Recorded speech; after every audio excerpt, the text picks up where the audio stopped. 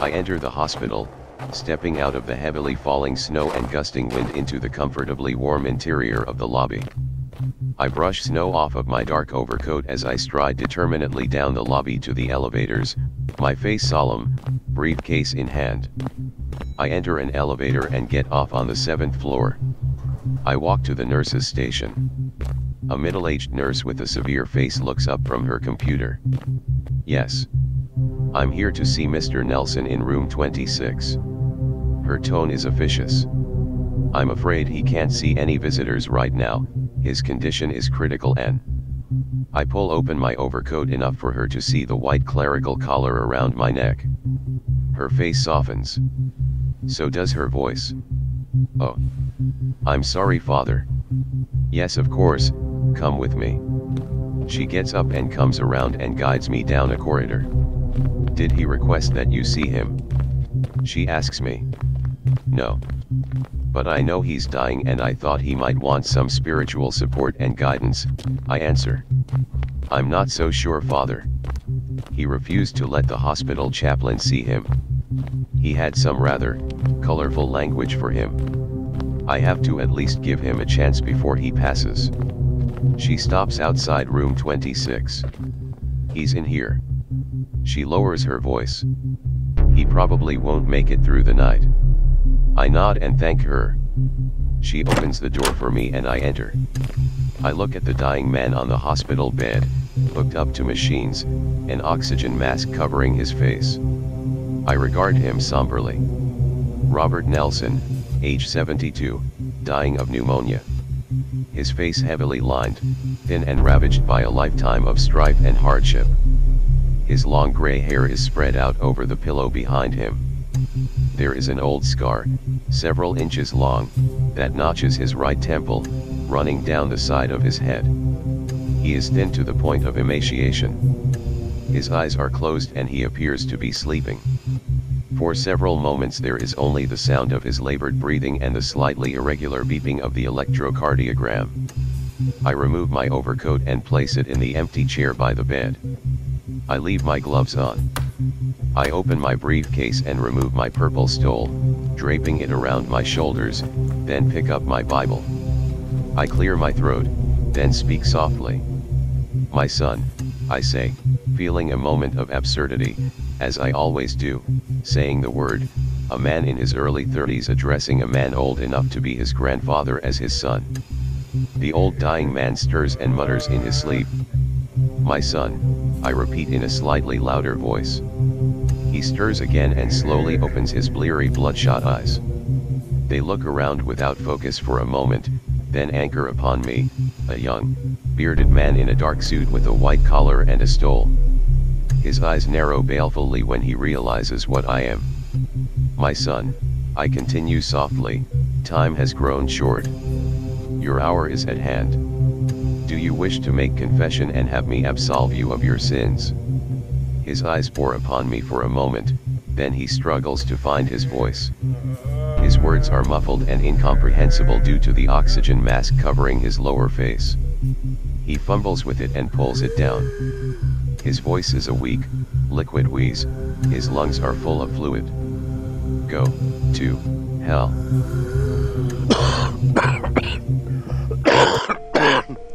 The 8-year-old boy watches with fearful wonder from under the kitchen table where he cowers. The man in the sweat-stained undershirt argues with the woman in the frayed and faded house dress. No, I wanna know. Who is he? Who you been fucking when I ain't around here? None of your fucking business. The woman shrieks at him. I fuck who I want whenever I want. Bitch. He slaps her brutally. She staggers back. He removes his belt from the loops of his tattered pants, doubles it over and raises it above his shoulder. I'll put you in your fucking place where you belong. He screams, swinging the belt at her wildly. Don't touch me. She screams and darts out of the dingy kitchen, the man behind her, brandishing the belt, yelling frenzied obscenities. The boy watches from his low vantage point as the man freezes in the doorway, lowering the belt and backing away from something in the other room, his eyes suddenly wide and alarmed. Put that down. gunshot pierces the boy's ears, following by a shrill ringing sound. Blood explodes from the man's chest. He stumbles back and collapses to the grimy kitchen floor. The woman re-enters, aiming the smoking .38 revolver at the still, bloody figure on the floor before her. An involuntary whimper escapes from the boy's lips and the woman spins in his direction, her eyes locking on him and narrowing. She approaches him, face set in a vengeful scowl. "This is all your fault," she hisses, raising the revolver, its dark bore seeming to fill his vision. He screams, a plea he never finishes. "Mommy, don't." Another gunshot. A yellow flower blooms in his vision and suddenly he is lying on his side, the right side of his head burning and warm moisture trickling down his face. From his sideways perspective he sees the woman raise the .38 to her own temple. A final gunshot and she joins the man sprawled on the ground. He lies there in shock, thinking he is dead, ears ringing from the blasts and bleeding from the bullet that grooved his skull. He begins to gasp. He is alive. "My son," I persist, unperturbed, "please." Death draws nearer. "You can still be saved, but there isn't much time. God never saved me my whole life." He gasps. The boy, 10 years old, lies shivering upon his small bed. His foster parents' home is poorly heated and his blankets are thin and threadbare. His stomach growls. He is hungry. They didn't feed him today. They were punishing him for missing a spot while mopping the kitchen floor. They punish him most days. Sometimes they'll toss him their scraps if he acts like a good dog and does tricks for their amusement. They make him eat them off the floor. He waits in bed with dreadful anticipation, knowing what is to come. He hears the creak of footsteps approaching outside his room. His door creaks open, then closes quietly. He can smell the whiskey on his foster father's breath. He hears him begin to fumble with his clothes. He closes his eyes tightly, resigned to what is about to happen. God's love is unwavering and his mercy is infinite. Bullshit. God had no love or mercy for me my entire life. The young soldiers trekked on through the jungle, through the mosquitoes and the sweltering thick air. They had been moving all day and it was now nearly sunset and time to set up camp soon. The young man is bringing up the rear, hunched forward under his 70 pounds of gear. He nudges back his helmet to wipe sweat off his brow, scratching distractedly at the scar on his right temple. Ahead of him is Rick, his only friend in the whole platoon. Rick has short curly red hair and freckled cheeks. He is from Detroit. He wants to own a used car dealership after he returns to the States. Rick is quietly singing California Dreamin' under his breath. He throws a look back at the young man. "You still with us, Nelson?" "Barely," the young man pants. "Shit, I hear you. All this humping we're doing takes it out of you." "Yeah, I'd rather be humping something else." They both chuckle. "Hey, Bobby, if you could ball Raquel Welch or Jacqueline, what's her name, that British chick, who would you go for?" "Why not both at the same time?" They laugh. The young man smiles quietly to himself. He has a girl back home. He takes her picture out of his shirt pocket and looks at it for the 1000th time. She says she'll wait for him. It happens fast and comes without warning. There is no premonition, no tense moment of uneasy silence. There is the sudden unmistakable staccato pattern of Soviet-manufactured machine guns firing from the jungle ahead of them. The air is full of the green streaks of tracer rounds like hellish darts. 4 men are instantly riddled and hit the ground spasming. Ambush. The young man hears the squad leader scream and the remaining men drop to the ground and return fire. He looks to his left and sees Rick, his face pressed to the ground, eyes wide with terror. For a moment their eyes meet. In front of him, 10 feet away, a young smart-ass Brooklynite named Watkins is writhing and screaming for his mother, his intestines spilling out of his ruptured abdomen and piling around him like sausages. Not far away from where Watkins is dying, a soft-spoken black kid from Alabama named Tyson is staring blankly at the blue sky above with his one remaining eye, he caught around in the other. He fires crazily into the jungle until the M16 runs out. He is fumbling for a fresh magazine when he hears something that stops him cold, a sinister whistle from above, getting louder. "Look out, Bob." He hears Rick scream a second before his friend crashes into him, knocking him clear a split second before the incoming mortar obliterates him. An explosion of earth, grass, and shredded bits of flesh and bone. He lies dazed for a moment, ears ringing from the blast, then glances over to where Rick had been. There is nothing there but a smoking crater. Fragments of his friend's charred uniform rain down from the sky, followed by his twisted, blackened helmet. He screams Rick's name but can't hear his own voice over the ringing in his ears, so like that long ago day in his parents' kitchen. "The Lord works in mysterious ways," I counter. "You nor any man can presume to understand his will. My whole life, he never showed me anything but pain. A certain amount of suffering is to be expected in this life. Suffering and pain enlighten and humble us so that we can better understand Christ's love and his sacrifice. He died for nothing. We all do." He turns off the sidewalk onto the walkway leading up to her house. He is smiling but his eyes are still haunted by his memories of the jungle. And of Rick. He had taken a taxi here straight from the airport and is still in his uniform. He pauses outside her door and takes out the small jewelry box that contains the ring he bought from a pawn shop on the way. He rings the bell and waits. The door opens and she stands there, even more beautiful than he remembered the last time he had seen her 2 years before. He waits for her face to fill with joy at the sight of him. He waits for her to return his smile. Instead her face crumples into a snarl of rage and her eyes darken. Before he even sees her hand move, she had slapped him viciously. He is stunned. In the next instant, she has spit on him. "Get out of here, baby killer." Before his reeling mind had even begun to process any of it, the slap, the spit, the insult, she has slammed her door, the sound like the lid of a coffin slamming shut. He will never see her again. His cheek wet and stinging, his heart pierced, he shuffles back down the walkway to the sidewalk, his shoulders sagging.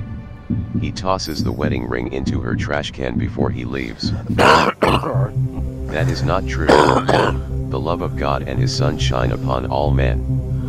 But some men refuse to see it.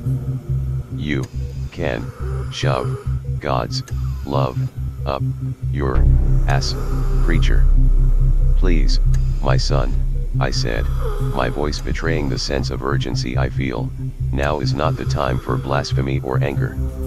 This is the time for reconciliation.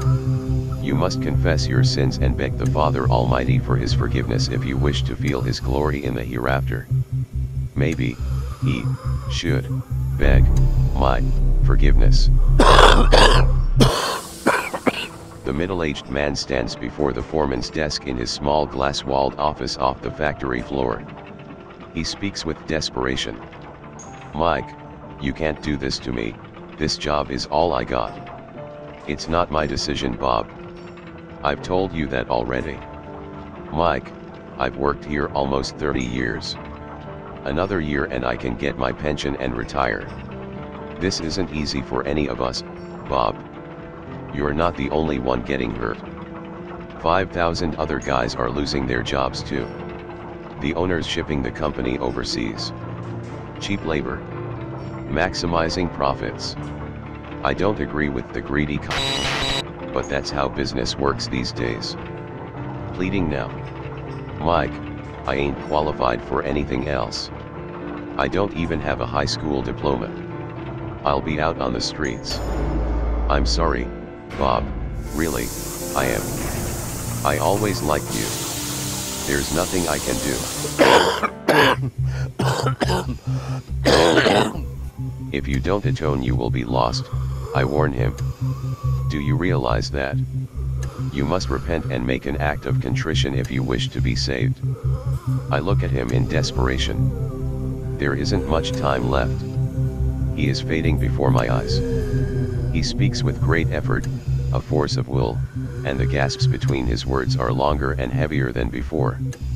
I'd rather be lost than spend eternity kissing his ass. The old man, ragged and unwashed, flails back and forth between them like a rag doll, pummeled mercilessly by the three large teenage boys laughing with malevolent glee. Why don't you get a fucking job, you worthless piece of shit? One jeers before smashing his fist in the old man's already bleeding mouth. People like you are the earth. A second one chimes in, driving his fist into the old man's stomach. You think you can leech off decent working people, people who actually contribute to society, like a fucking parasite, for a living, old man? You make me fucking sick. The third sneers before hitting him from behind in the kidneys. You should be exterminated. The first one screams and kicks him in the crotch. The old man collapses to the trash-littered pavement, gasping and writhing, beaten and bloody. The three boys, laughing and whooping, hop back into their expensive sports car and speed off, leaving him there. Gradually the pain abates somewhat and eventually he painfully pulls himself to his feet. His tin can is crushed and empty, like Rick's helmet. He thinks fleetingly, they had robbed him of the scant amount he had earned that day panhandling. He spits out blood, then begins to cough rapidly. The coughing has been getting worse for days. He has some idea what it means. He can sense his time is coming soon.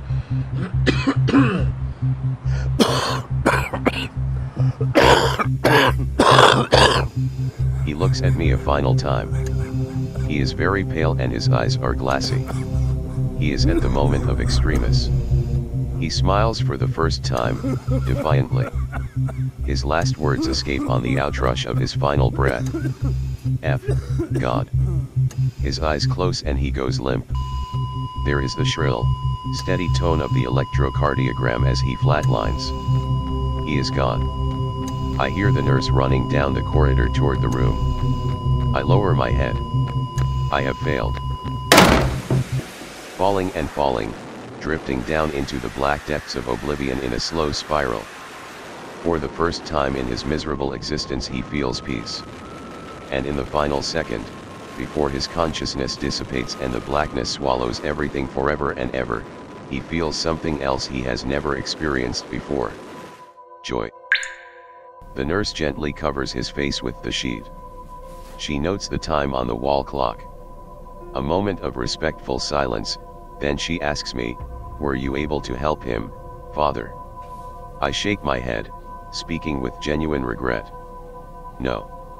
His anger was too great. He could not be saved. I'm sorry. So am I. She leaves. I give him the last rites even though I know it is useless, then I too leave. In the elevator again, back down to the ground floor, I remove my gloves, which I have worn the entire time, and stare thoughtfully at the palms of my hands. I stare at the faint, circular scars in the center of each. I try so hard to save so many. It is my duty here on earth. And so often my efforts are in vain. So many are blinded by their own egos, their pride, their vengeance, and anger. They refuse to see the glory of my Father. They refuse to be redeemed. But still I try.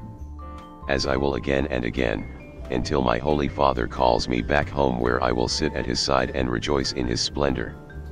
Home. Where we shall both bask in the glory, the sweet screams and wails of the tortured multitudes more magnificent than the most beautiful music ever composed by the most gifted musician who ever existed in this mortal realm. I wish I could have saved that man's soul. My Father could have used another slave in his kingdom. but there will be plenty more who I can perhaps reach. Plenty more who can still be saved. Smiling sadly, I exit the elevator, cross the lobby, and step back outside into the windy, snowing dark.